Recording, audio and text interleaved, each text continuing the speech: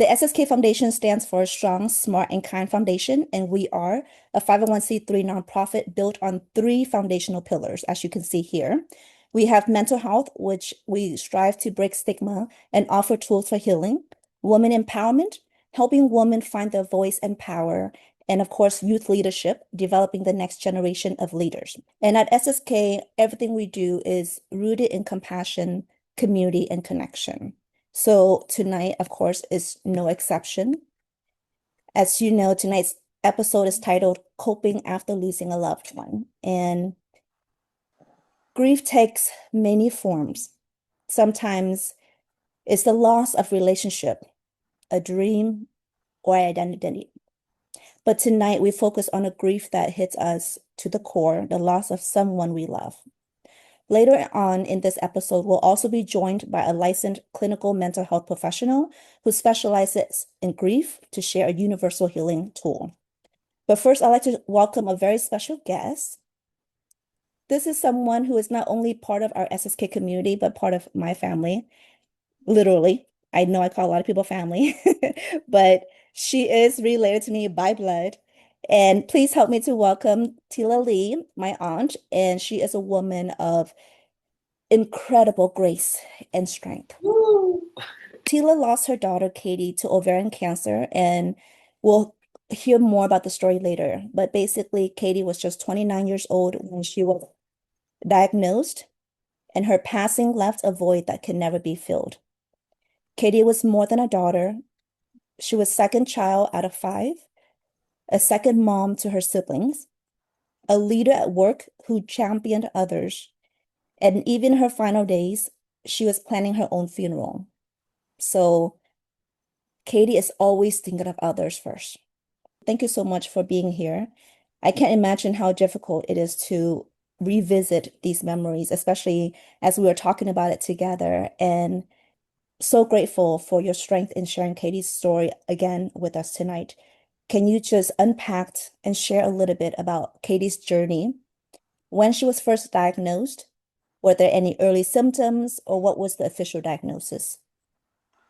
Well, it's actually been about, I want to see about a year before she got diagnosed that she complained about like being bloated.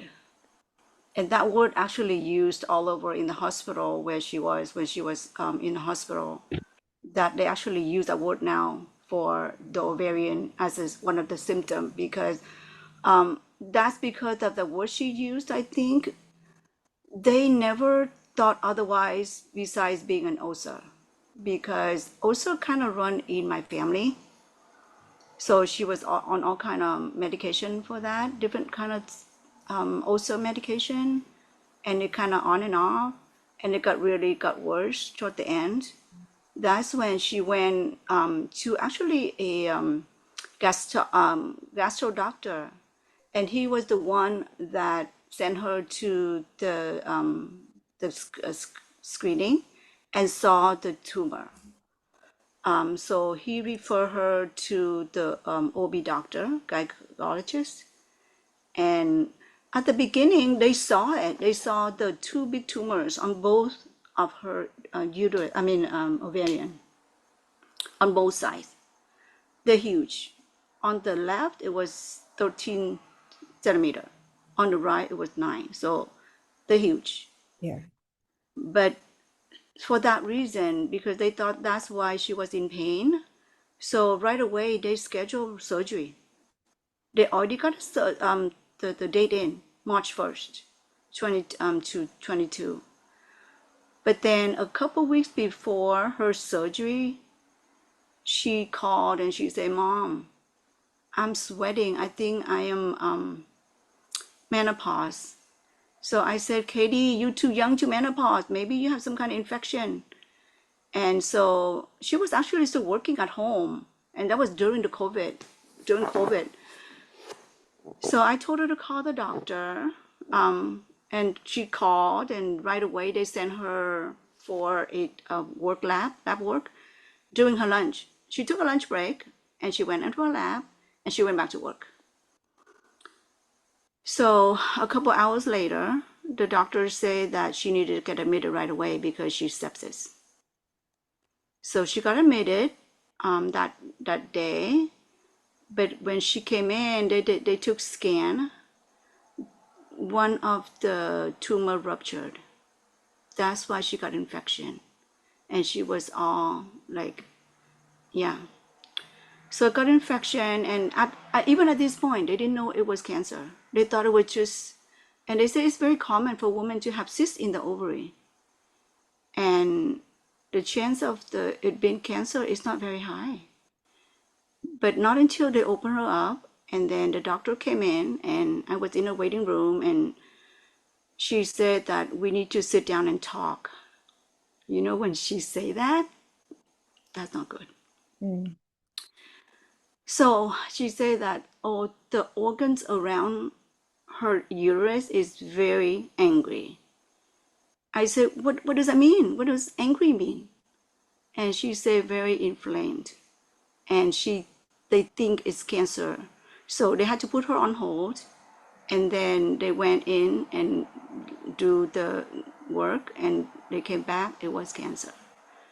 And so the surgery was longer. But I mean, to go back when she admitted, it was 2 days later before her surgery, because by the time she got in, her infection was so bad that she lost a lot of blood. So she had blood in transfusion for 2 days. And she was allergic to the blood transfusion. And I couldn't spend the night with her because it was COVID. It was terrible. But so finally, the doctor let me stay. And yeah, so in the morning, being a Vietnamese mom, and that's one of our culture that we tend to hide from the patient.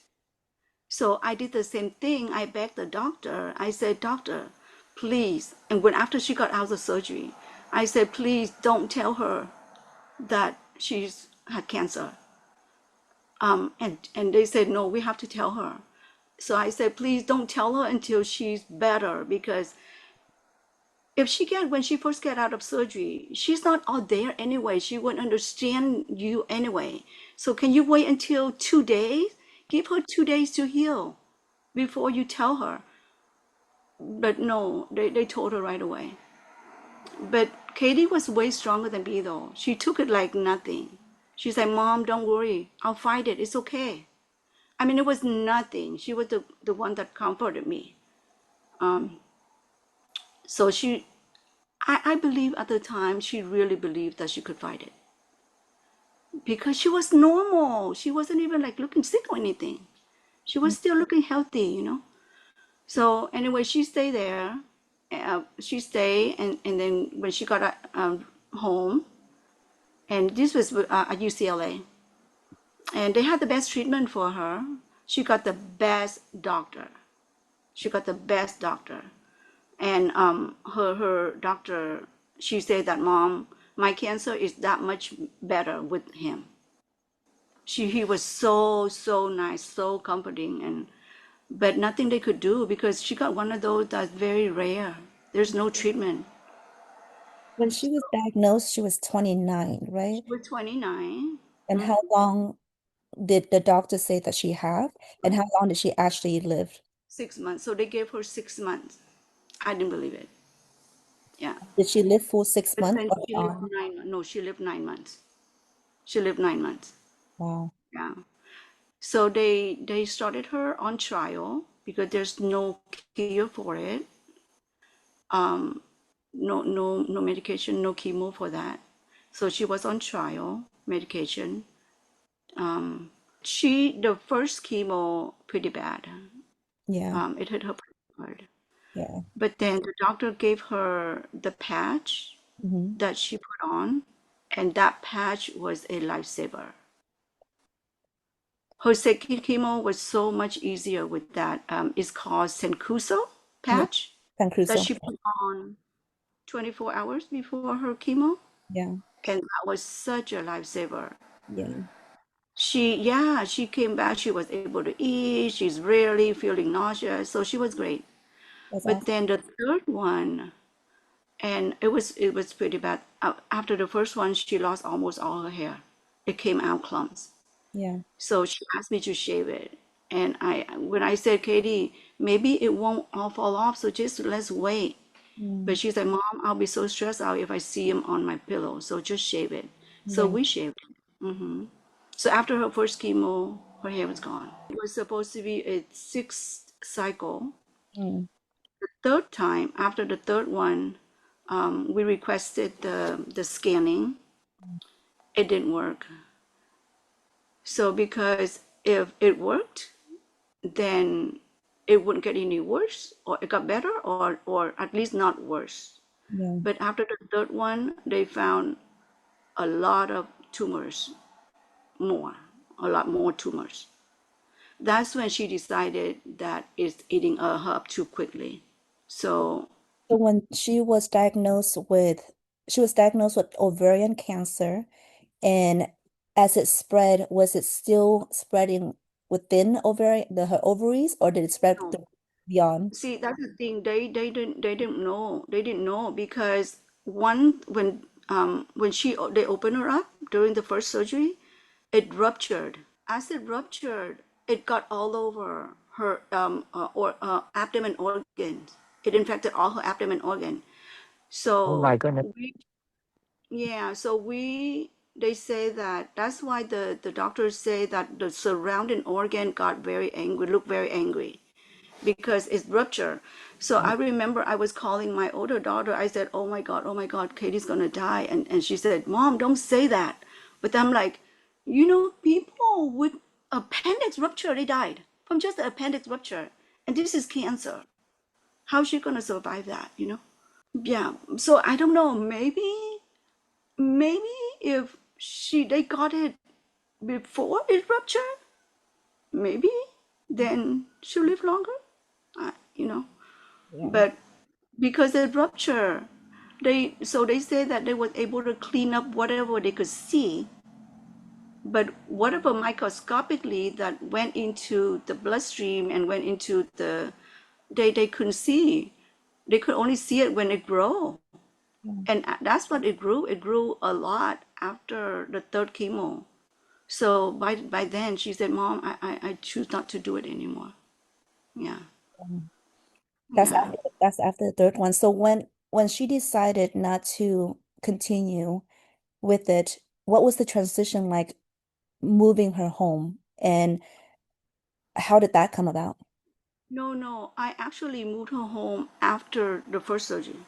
Mm. After, so during when she was in the surgery, I told her that she should come home. But as strong as she was, she's like, "No, Mom, I'm okay. I'll be okay. I don't want to give up my apartment." Yeah. So I said, Katie, Mom has a lot of clients that with cancer, you don't know. One day you're good, and next day you're not good. And I don't want to come to your apartment one day and find you dead on the floor. So you need to come home with me. And so when she went into the surgery, every day I live in Orange County, and her surgery was at UCLA. And every day I went up there to visit her. And at night, before I go home, I would stop at her apartment and I moved stuff home. And slowly, I moved everything home. And then she didn't, she didn't know. But so when she got discharged, she said, Mom, can you take me back to my apartment? I said, Katie, you need to come home with me. And she's like, oh no, I just need to pick up something. So just take me back to my apartment. I said, I move everything home. She didn't believe me. So, but I took her back to her apartment anyway. She walked in and she's like, oh my God, Mom, where are all my stuff? I took it all. I moved her completely. I moved her home. Mm. But we kept her apartment because I told her that I promise that as soon as you get better, we move you back to your apartment. That's why we didn't give her up her apartment until later. Yeah. Yeah, she was still paying rent. She loved her apartment. Her apartment is really cute. But I feel like she needed family around her. And I feel like I forced her. But Katie never once she raised her voice at me. Even I'm sure she mad at me at time, but she would just hide it. She wouldn't raise her voice at me. So and then later, when I heard her talk to her friends on the phone, she said that, "Oh my God, I couldn't believe my mom moved me home. I was not happy at first, but I'm so glad that she did it at the end." So it's kind of heartwarming for me to hear that she's appreciated, you know. Yeah. But yeah, so that's when I moved her home. So she never went back to her apartment. I moved her home from day one. Right after the surgery, she went home. Because I feel like when she's sick, we try our best to make her comfortable. And that's only when you heal faster is when you're comfortable. Yeah. You don't want to feel like you're abandoned or, you know? So, yeah, I try. And I'm glad that she did feel comfortable and Mm. she felt love. And that's part of healing too, because I mean, I can speak from the patient's point of view, like when you were talking about Taxol and Sancruso and all that, like I use all those and I take all those because I'm for those who don't know, I'm also going through cancer treatment. But I do have to say having the right people around you is so, so important, especially when you're going through something like this. Sometimes people love you, but they don't love you in the right way. And when you're going through something like this, you don't have the capacity or the strength to teach people how to love you. And I'm so happy that Katie has you. And I know Yeah. that you're so patient too, so that's amazing. And that's probably why she was able to extend that 6 months into 9 months of living. So that's amazing. But I wanted to also ask you, what was the experience like for you and the family? Being her caregiver. I know being a caregiver is not easy. I'm very blessed to have my husband's mom, Marlene, to, take care of me when every time after surgery, she's always the first one there. But I know that takes a lot of patience. But what is it like for you and the family during such a difficult time as a caregiver? You know, we feel blessed that we're able to take care of her. But I have to say though, all the credit go to her too, because she was a great patient. She never complained. She never complained about the pain. The way I see her in pain is the expression in her face. Like a little expression in her face, I know that she was not like comfortable. So I try to make her comfortable that way. For example, when we have people, nurses that come, but I ended up doing all the work. So as the nurse, let's say as the nurse changed her wound, and all I do was looking at her face, right? So I was looking at her face, a little expression in her face. I jumped in and I told the nurse that, hey, let me help you. Let me help you. Why don't you do the paperwork and let me help you with that?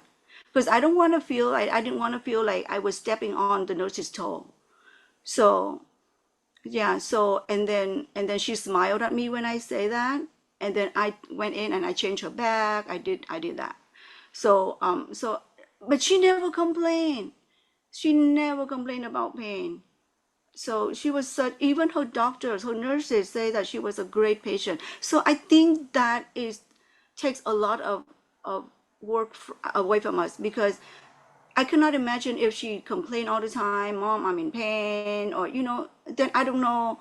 So to me, it wasn't us having a lot of patience for her, but it was her attitude. It was her attitude that made the job so easy for us. It wasn't even like work, you Mm. know? So yeah, and not, I know not all patients are like that. And I've seen patients like complain too much. So it makes it hard on the caregiver. But my Katie was nothing like that. Mm. Was nothing like that. She Mm. was the one that comforted me. Like when I told her that, Katie, it's okay to cry, honey. It's okay. If you scared, if you sad, it's okay to cry. And she's the one that told me that, Mom, it's okay. If I die, that means God loves me. That God doesn't want me to have to deal with this crazy world. So I'll be happy. And I keep telling her, like, Katie, I don't want to hear that. I don't want to hear that. But so a lot of time I was the one that's being selfish. Mm. So I made it harder for her. Yeah. Yeah. So for us as a caregiver, we don't feel like work at all. We didn't feel like that at all because she was so pleasant. Was Alina Yeah. the nurse, or did you have different nurse? No, Alina helped, like all the siblings. So all my kids, they all came home. Like she's always has somebody. Let's say if I'm at work, then either Alina, Jesse, Nathan, Vicky, we all take turn to be with her 24/7. Mm. So everybody was by her side. Like we always at her side. We never left her by herself, like in 1 minute. We Mm. never, yeah. So she always has somebody around. And yeah, but because she was assigned a nurse, even like before her doctor get us hospice, the nurse came and told me that, the doctor told me that mom is really hand on, and I understand it's okay. Yeah, so I told the nurse, like, I really appreciate your understanding because she's my daughter, and it's heartbroken for me to see my daughter in pain. So if I could help, I would do it. Yeah. But yeah, so all my kids are really great. They always around her. So they made her feel really loved. Did your or any family members seek therapy or emotional support during or after the time? If so, then did that help? And if not, then what held you back? Okay, I think we have a very strong family support. So we know none of us was seeking therapy. And we surrounded with experience, we experienced the same pain and loss. Because I talked to my kids and they all the same. We got closure that we needed. Um, the question never left unanswered. No feelings of what ifs, no regrets, because Katie allowed open and honest community during the whole time. Yeah. And Katie never voiced life regrets or anger about cancer happening to her, even when she told us that she felt like she was in her prime of her life when it happened to her. So I think that make it easier for us to accept her death because she accepted it first. But sometimes you feel like you heal, Yeah. but you're not. Yeah. But you're not, you know. So how I couldn't I wouldn't say like time heals because like how can the pain of losing a child ever healed? It's more like you have a band-aid over your bleeding wound. So if you're not careful and rub it the wrong way, guess what? You're all bleeding all over again. I'm giving you an example. My son, for a couple months, he's starting having daily nightmares, as well as envision himself every day in the car accident, and he actually saw himself died in a car accident for a couple months.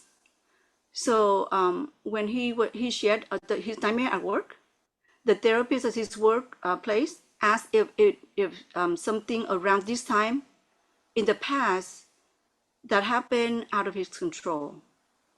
It finally dawned him that this exact time a year ago, his sister died, and it was completely out of his control. And at that very moment, he got a cathartic release. Yeah. So he thought he healed, but deep inside, you never know when the the pain come back again. So I don't think it ever gonna heal, but I think with times we learn how to deal with the pain better. Yeah. That's powerful. And I wanted to go back a little bit to what you said earlier when you said that Katie accepted it before the family did. Do you remember a distinct time where you let go so that she can let go? Because I feel like sometimes I feel like I can take care of the pain, but what scares me more and hurt me more is not my pain, but seeing my loved one being in pain. So did you feel like she was holding on for you or for the family? And when did you let go so that way she can let go? You know, Katie was so grateful of her life. Yeah, she was a matter of fact kind of person. And and as she got sicker and sicker, so quickly right in front of us. We experienced stages. We experienced the stages of grief. We had a lot of time to cry, angry at God, bargain, etc., while she was in the living room with us. Not trying to be, I mean, my kids try not to be selfish, and they okay with her letting go and seeing her go because she agreed. But for me, I was upset. I did not let her go. I did not let her go until the very last day, until the night before she died. That I even asked the doctor because at this time she was sedated, and I asked the nurse like, Katy was just telling me, talking to me, and now you're putting her to sleep. So my youngest daughter, she's like, Mom, do you realize that she's gonna go? And I said, no, no, no, no, no, no, no, stop, stop. I actually asked the nurse to stop the medication. And then Katy started to kind of jerking her body. And and they say, and she told me that she's in a lot of pain right now. Are you sure? But I said, she was talking to me. She said, Mom, I'm in pain. But now she's not even talking. How do you know she's not in pain? And when the nurse told me that she's too weak, her body right now is too weak to say, Mama, I'm in pain.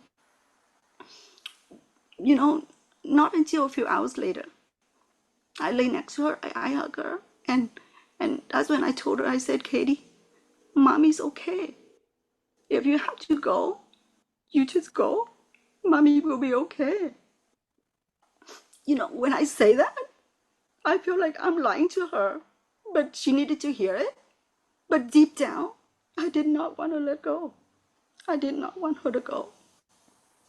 But I had to say that because, like Teresa was saying, it hurts more to see your family in pain than you're in pain yourself, right? Yeah. So, yeah. But then I feel like I needed to say that so she can go. Yeah. So I don't know if I ever let go, but I lie to myself when I do that. Yeah. But yeah, so it's been 2 years. So I actually went to Europe and for a retreat. That was really a lot of healing for me. But again, my pain is like ended that put over, Yeah, the pain I have, like if I rub it in the wrong way, it's all bleeding all over again, like I said. I don't think it's ever gonna heal. But again, as time go by, I'm better. Yeah. I know how to deal with it better. I'm not as upset anymore when I think about her death. I used to be so upset at God, like why taking her away from me? Like I even said, why did you even give her to me at the beginning? And now you take her away from me. I'd rather you not ever give it to me. But as times go by, I think like, you know what? God gave me 30 years with her.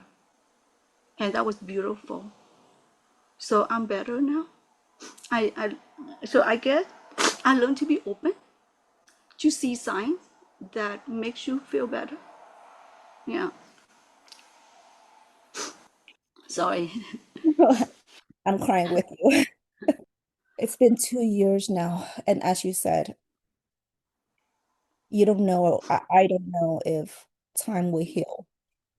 Yeah. So I don't think time will ever heal, but like again, it makes you deal with it better. Like you more open to see things better than before.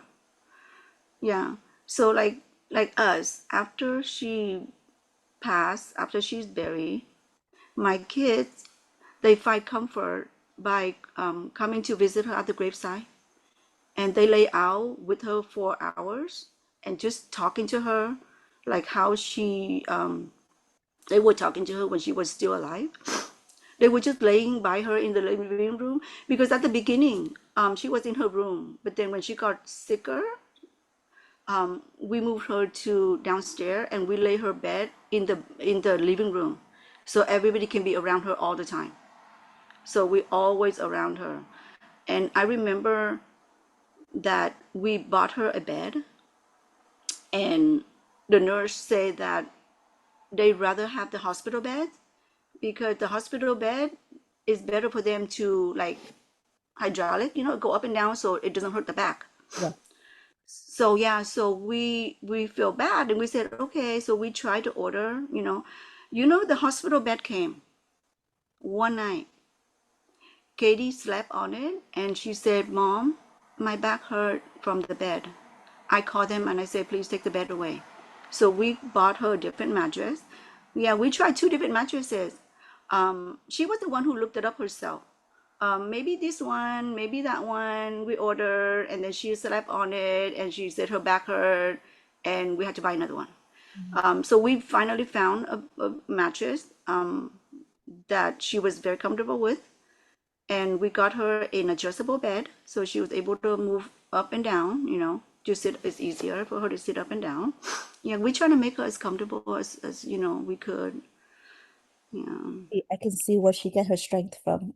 I mean, and I'm sure the rest of the people who are joining us right now, not only can they feel the pain, I don't think anybody can really understand a mother's pain of losing their child, but we can definitely feel and hear your pain, and our community is here to support and listen. Oh, no. Okay.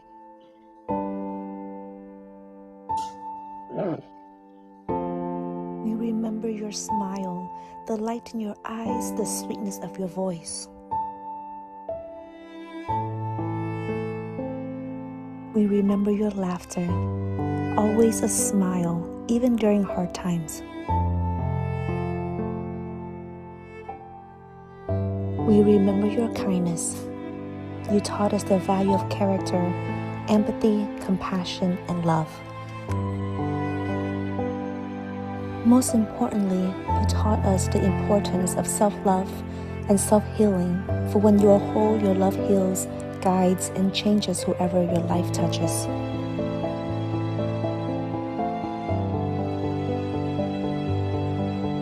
You will be truly missed, but you have left behind the most precious gift, the gift of family, unity, understanding, and togetherness. In peace, Katy, and goodbye for now. We love you, and we will carry on your legacy of love. She was definitely strong in so many ways. And She planned her own funeral. Did you know that? She planned her own funeral. From food, she even said, Mom, make sure like so she's like, Mom, when my funeral, how does it go? So I told her in the morning we have a service, and then she's like, yeah, we need to feed them breakfast. So make sure that you get some vegetarian sandwiches too, because some of my friends are vegetarian. And then she said during burial is lunchtime. So she asked me to order a In-N-Out truck to come and feed people with In-N-Out burger because that's her favorite burger. So I promised her all that, but it was too bad that I couldn't carry out because when I call In-N-Out, they say that you have to order months in advance. So I told my kids, I said, we're gonna make it happen. So her and my kids and their friend, they were helping by ordering the surrounding In-N-Outs. Whoever they would give us, 40 here, 30 there, 60 here, we gathered 200 burgers all over. And then we set out at her funeral. So as her casket go into the ground, my son made an announcement that we're gonna walk Katy away with the burger. So everybody was having a burger in their hand. So it was beautiful. Everybody was like laughing and crying at the same time. And yeah, and then she's like, my friend having a lot of them coming out of state. So because I told her that we're gonna have a getting together and pray for you at the home after a funeral, and she said, Mom, can you invite my friend? So my daughter ordered a tackle truck, that came and did tackle for her friends after. Yeah, she was so thorough. And she's like, yeah, she wanted her sister to wear black and pink. Yeah, she's like, mom, is it okay if I have pink at my funeral? I said, whatever you want. And she's like, oh, people don't yell at you if it's not black. I said, I don't care who's gonna yell at me. You just whatever you want, we'll do it. Yeah, that's how you see her sister wearing pink pants. Yeah. And to see the kind of person she is, she wrote this for her family. This is the letter that she wrote her for her family. Words cannot begin to describe how lucky I am to be born into this family, the Lee family. A family made up of genuine, prideful, honest, loud, and resilient individuals. People look at us and see so much shared love and fun. I've been sick the past 6 months and deteriorated quickly. It must have been hard to see me like that. Thank you for taking care of me and making sure I was at my most comfortable. I know it was a sacrifice, and I appreciate all the love and care. Please don't be sad that I am gone. I am no longer dealing with my illness and reunited with the grandparents and Yo-Yo. I got to do everything I wanted to in life, and I can truly say I was happy. I am glad to have lived. Thank you for raising me to be a woman I can be proud of and giving me the opportunity to be happy. Not many people can claim that. In the coming years, I want you to be happy when you think of me and all the memories we shared. I want you to live your life to the fullest and remember that each day is a gift, not a given right. Thank you for the memories we shared, and I can't wait to see you create more. I love you. Hugs and kisses to the doggies. Yours always, Katy. P.S. Please love and care for Mabel as I would have. I miss her and all of you already. P.P.S. Someone take mom to the movies now that I am gone. I know she always put others before her. Like, She was so caring. So when I invited people to this podcast, I invited people to a crying session as well. And I wanted to make sure that we have, I wouldn't say closure, but at least a tool. So we have Paul Huang with us. And just for transparency's sake, Paul is my brother, Auntie's nephew, and one of the advisors for SSK Foundation. He has over 25 years of experience in the mental health field. He's helped countless individuals work through loss and emotional trauma. So I'm going to stop sharing so that way we can highlight Paul. But before we head into the audience question and answer, and also gives me time to blow my nose, I'd like to invite my brother to share a quick reflection and one universal tool to support anyone who may be navigating grief right now. Thank you, Teresa. Thank you, Auntie Tiela, for sharing. For all of us who are family, it really touches our heart, right? I will make it through this as well. Whether as a professional or not, we are all human. And what my aunt just shared is something that's more complex when we deal with grief and loss, right? Especially for us who are Asian. We have what's called complex grief, right? So complex grief are multiple grief and loss that we have experienced through the years, through history, right, of trauma that build upon each other. And when it's not addressed or treated, then it kind of gets what we call flooding. So for the sake of talk, I'm gonna go straight into the sixth dimension.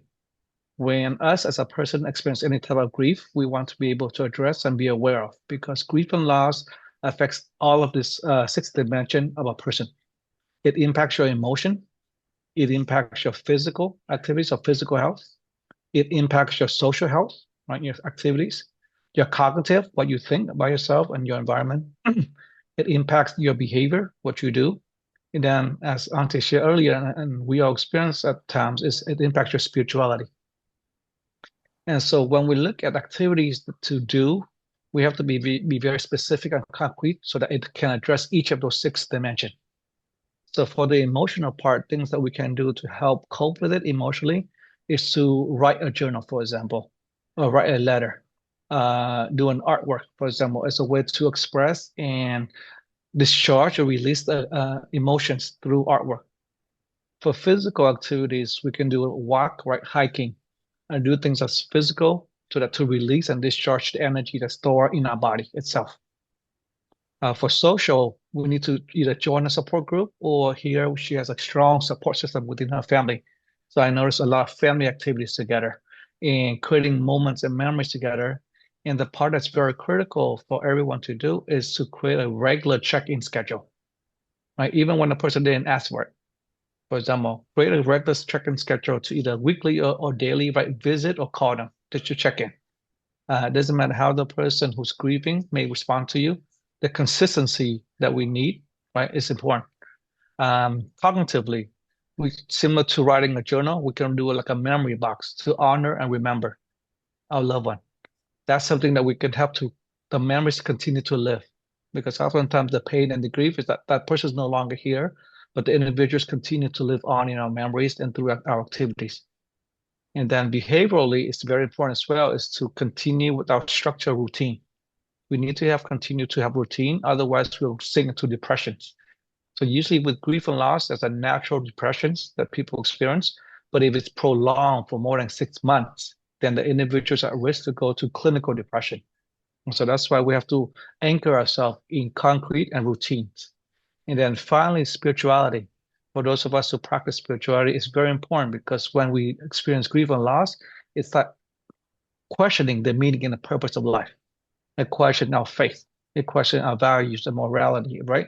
And so it's very important to engage in activities that continue to feed and promote and enhance meaning, make it meaning and purpose, right? To give us hope, to have something to look forward to. And that could be volunteering, creating a scholarship in honor of our loved one, or sharing our story like this right here. And so for us here, Auntie is sharing her story with herself and her family as a way to giving forward, right? So forward growth and forward giving is something that Katy, right, says that's something that's her nature, is always thinking about of others, giving forward. And so here in her sharing and giving forward is also in honor and memories of herself as well. So Thank you. Thank you, Paul. Marlene asked if you suspect malpractice. Definitely not. I don't think so, because her ruptured, her tumors ruptured. So I don't think there's any malpractice because they try. They try. Yeah. Okay. Thank you. We just definitely have a lot of people in the community that have dealt with loss to a family and friends that to cancer. So I think that's the main thing. It impacts all of us one way or another. Thank you to Aunt Tiela for sharing your story. It's definitely was not easy. I don't know if anybody else cried, but I did. Have a wonderful night wherever you are.